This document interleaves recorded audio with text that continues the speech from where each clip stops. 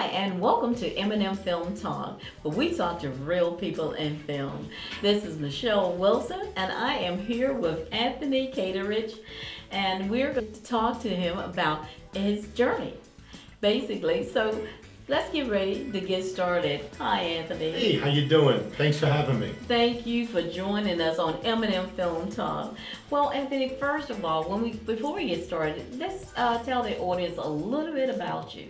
I'm new to the Memphis area. Okay. I'm here just about 18 months, a little bit more. Originally from Brooklyn, New York, as you can tell by the way I talk. Spent the last 30 years in Long Island. All right. And made the journey from there to here. We fell in love with Memphis, and it was time for us to move on from the New York area, and this is where we settled in.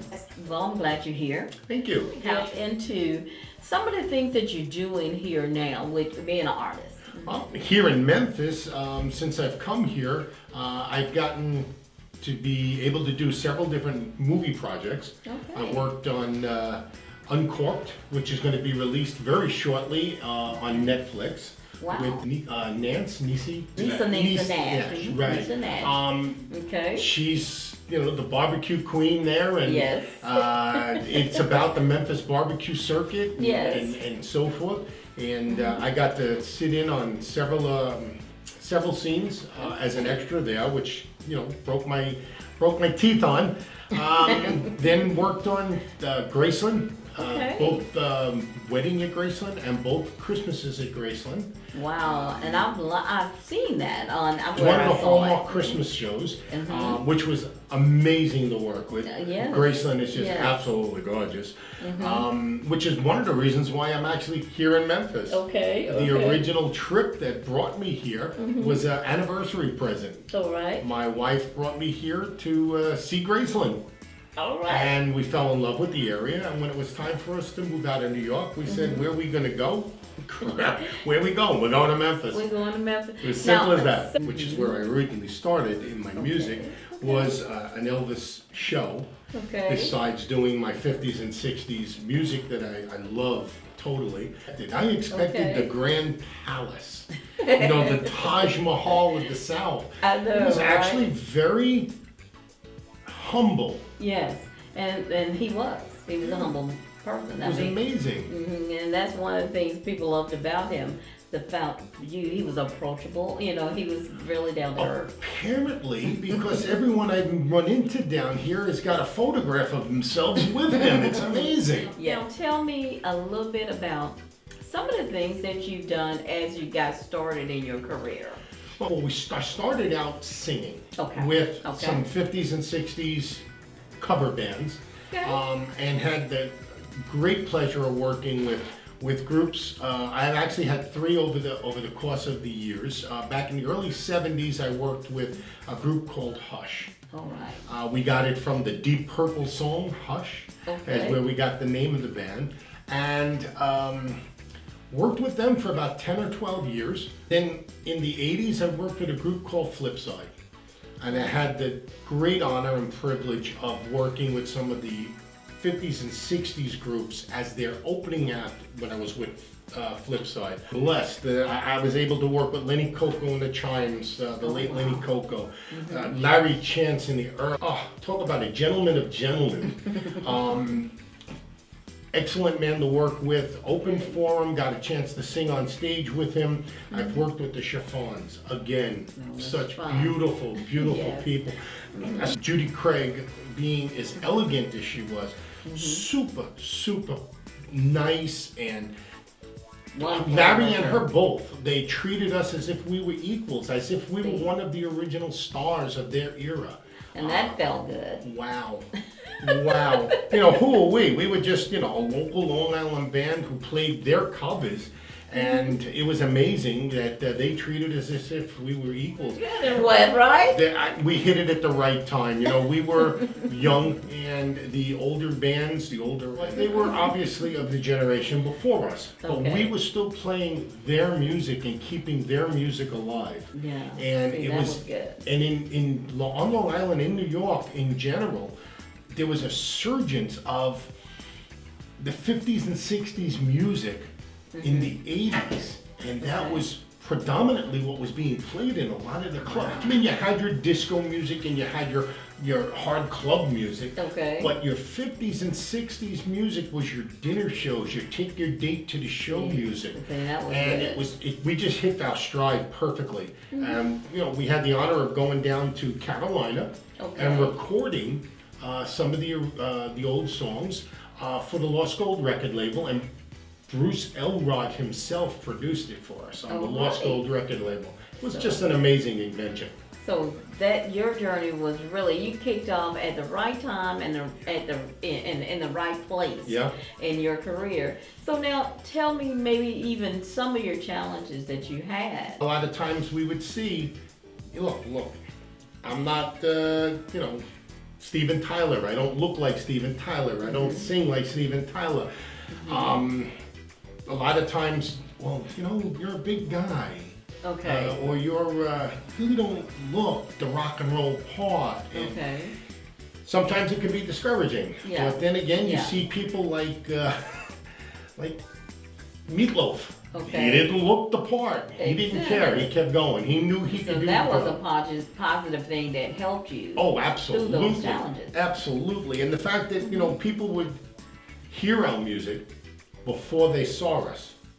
We were given some good information. People like Larry Chance, who suggested to us, make recordings, send them out, send them to the clubs. So you get a chance. Well, they'll like what they hear before they see you, and automatically have this turn it off because they didn't like the look. Exactly. Wonderful. So who inspired you to just even get out there and do, in spite of your challenges, get out there and say, well, hey, I got this? And the music side, just the fact that I was always singing. Always singing with people, and you was start out singing, and now what are some of the things that you're doing now? Well, since 2017, I've gotten back into the acting end of things. I did do some acting in high school. My high school teachers, Mr. Lackman and Mrs. LeBron, rest their souls, they used to hold the high school, the stereotypical high school plays. And I would go and audition, and from the very first one, Hello Dolly, when I was in the 7th grade, I made it. Every year we did another show, and every year we did 2 shows actually. And then I got involved working with the junior high, helping the kids when I was in senior high, and it progressed. My wife, who is the absolute greatest person in this world. No, seriously, she really is. She saw an ad that for an acting polishing school kind of thing. Because I was looking to do a little bit more of a polished act with the band. More rapport, more interaction with the audience, and be able to do the shtick on stage and so forth. So she saw this ad and she told me to try out for it, and I did. And the school accepted me. So I went, and I learned how to do my presentations, how to do monologues, how to do cold read, where they hand you a piece of paper and you just go ahead and read it without any prep. And I guess I took to it pretty quickly, because within 2 months they were asking me to audition for a East Coast, West Coast, I don't want to say competition, because they don't like to call it a competition. It's more of a conference kind of thing. But it was called IMTA, International Model and Talent Association. And apparently, not knowing anything about it, I went ahead and auditioned for it, and they chose me to represent the school. So I went. It was a week-long thing in New York City, in front of all the industry, everything. So how did you feel to get up there and just getting out of the box and being chosen to do something like that? How did you feel? I guess part of the reason they chose me, because it didn't affect me. I had already been doing over 30 years of performing on stage with the bands, that when they put a microphone in front of me and said, okay, here, read this, You okay, just, and just I opened did. up and did it. I learned a monologue. Okay. I wrote a monologue. I learned it. Oh, right. I presented it to the committee. And when we were in New York and we did the competition, there were over 3,500 males over 18, which were in my category. So I ended up doing the competition. I won the monologue contest.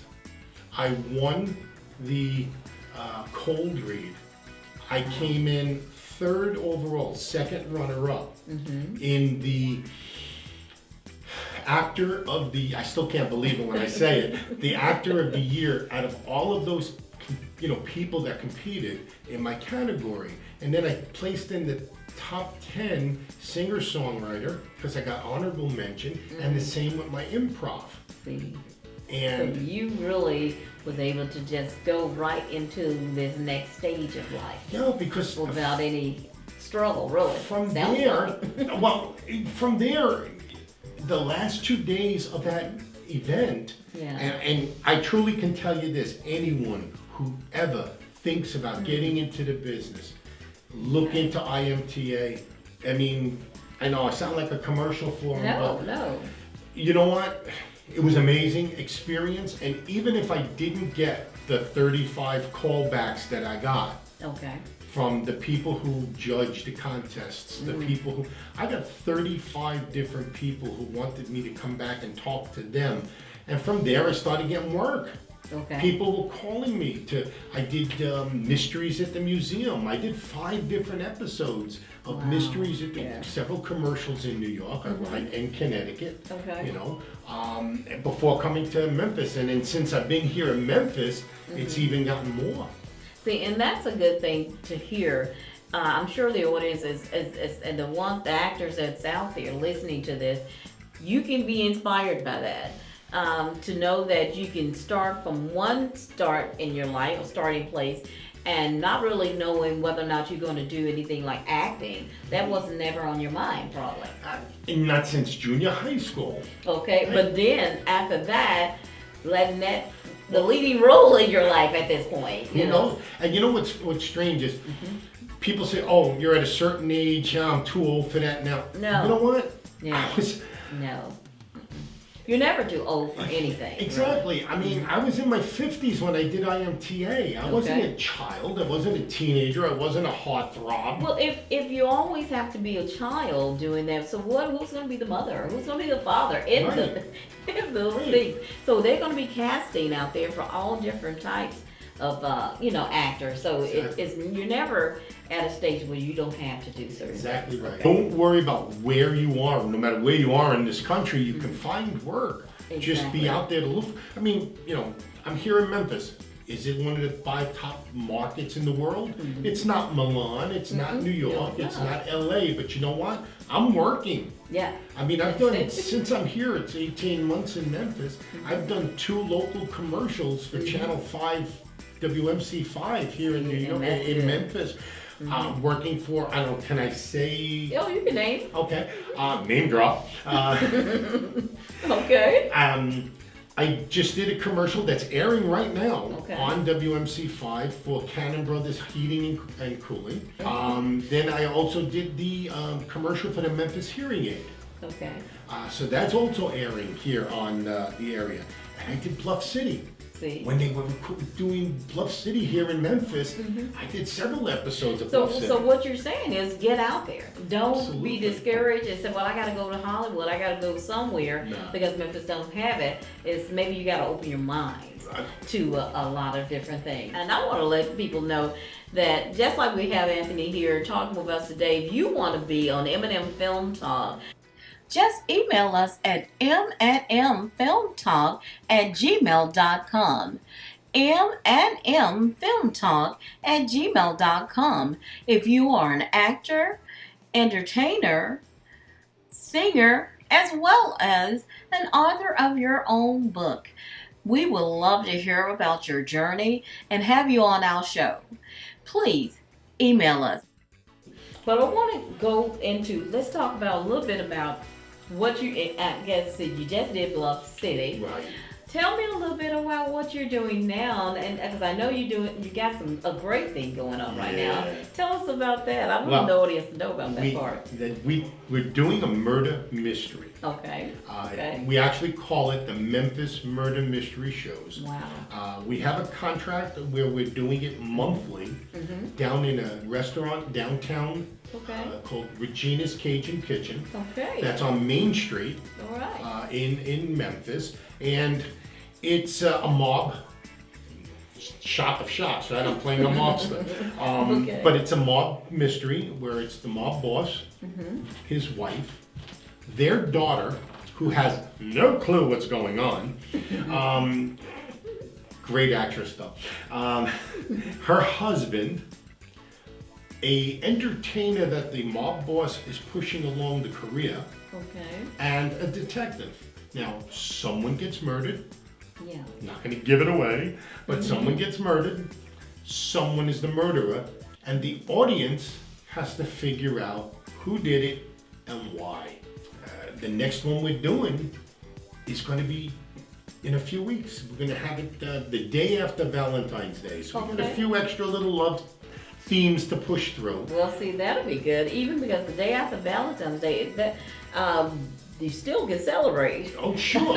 Celebrate. That means something to go out and see. So you want to see Murder Mystery at Regina's, and that's going to be on February the 15th. So you want to go down, and that information will be about on the bottom of the screen. So you'll definitely be able to know a little bit more about that. I want to personally invite everybody out. Thank you. Myself, yeah. Make sure though you call the number because reservations are very strongly suggested. The last 4 months that we've been there, we've sold out the dinner show. Okay, so yeah, you can go before and you can go after the show, but if you want to be part of the show and see the show, absolutely need a reservation. Call them. Now, you know that means the show is great. Well, thank you. We seem to think so. If you're selling out, it's a good show. So I'm definitely going to be there at the next show. Definitely want to see you guys in action and everything. Okay. We change it. So it's not the same murderer, not the same person being killed each time. The actors don't even know. Till the night of the show, we'll look at each other and I'll say, okay, you're murdered and you're the murderer. Okay. And they say, oh, okay. And that's how we go from there. I know that you have a couple of things that's coming out soon, actually, movies, I think. Absolutely. In the next couple of weeks, we have 2 movies that I've been in, which are short films here in Memphis, local writers, directors, and producers. Yes. And again, like we were saying before, don't be fooled by that thing that says, oh, it's a local. No, this was full scale, absolutely pure professionalism. Top of the line. Exactly. I worked with a gentleman by the name of Anwar Jameson. Okay. He just did a movie and it will be released in 3 weeks or so. That one is Coming to Africa. Okay. It's a man's journey. I've heard of that one too. That sounds good. It's getting a little bit of buzz here in Memphis. Yeah, already it is. Definitely want to see that. That is without giving away the plot and theme, it's funny. Yes.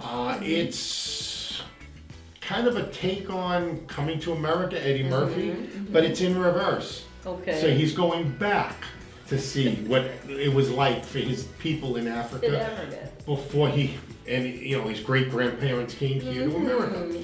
And then the other movie that I just released got released this week or will be released this week, and then we're again going to be presenting it. Is A Small World. Okay, it's a small world. Wow. Well, you know, like you say, you never know who you're talking to. Be careful because it's a small world. Well, that's the premise behind it. Okay, and that one was done by Brandon Russell. Brandon Russell, right. Okay. Now I have a little, hopefully, some actual shots of different things like that too, that we'll be able to reach out and see those things. Now, when you say released, will that be at any type of, you're going to be a premiere? Right, they're going to do a premiere. I know the schedule hasn't been finalized yet. Yeah. But there's going to be a premiere here in Memphis. Okay. Then there's going to be a national release and then a festival release for Coming to Africa. Yes. the same plan for Small World, but none of it has been publicly announced yet. So I'm not at liberties to give you dates, times, and stuff yet. But I can tell you, keep your ears open locally here in Memphis, and it is going to be splashed everywhere for both of them. I want to just have some final words. We've had an awesome time here. Tell the audience some final words about what you would want them to do, or on your own careers, on your own path, whatever it is, whether you want to be an actor, a singer, first of things first, learn your craft. Know your craft. Don't walk in haphazardly and say, oh, I'm going to just, because I know how to put on a shirt and tie, doesn't make you the CEO of GM. Yes. You know what I'm saying? You got to learn your craft. Go out there, learn your craft. Do some things. There's no such thing. I know it's a Hollywood saying, and it's been in every cliche movie there is, but there's no such thing as a small part. No. Go, take a spot, do extra work, do behind the scenes work, learn what your craft is all about. Anthony, well, this has been wonderful talking with you, but before we go, I want you to tell the audience how, if they want to get in touch with you to actually be a part of their movie, play, or either just to actually do commercials for them, how can they get in touch with you? Oh, thank you very much. Yeah, very easy. They can reach out to me on my Facebook page. My Facebook page is The Entertainer, Anthony K. Or they can give me a call. Yes. I still have the 631 New York area code, but it's 631-553-4916. Right. And I'd be more than happy to send them my press kit and let them see who I am, what I can do for them, and hopefully we can work together. All right. And then they can always see you at the Murder Mystery. Right. And we also have a Facebook page for them also. It's the Memphis Murder Mystery Show. In the area, come on down to Regina's, 60 North Main Street. Yeah, the number will be there for the reservations for you. Yes. Come on down. We're there the third Saturday every month. Come up, say hello, tell us that you saw us here On M&M M&M. Film Talk. Yes. And also, like I said before, subscribe to M&M Film Talk, Wilson Production on our YouTube channel. Definitely tune in and subscribe and ring the bell so that we can notify you of all new shows that comes out. We want you to do that, okay? And so I just want to say one more time, thank you again, Anthony, for joining us. And thank you for joining us on M&M Film Talk, where we talk to real people in film.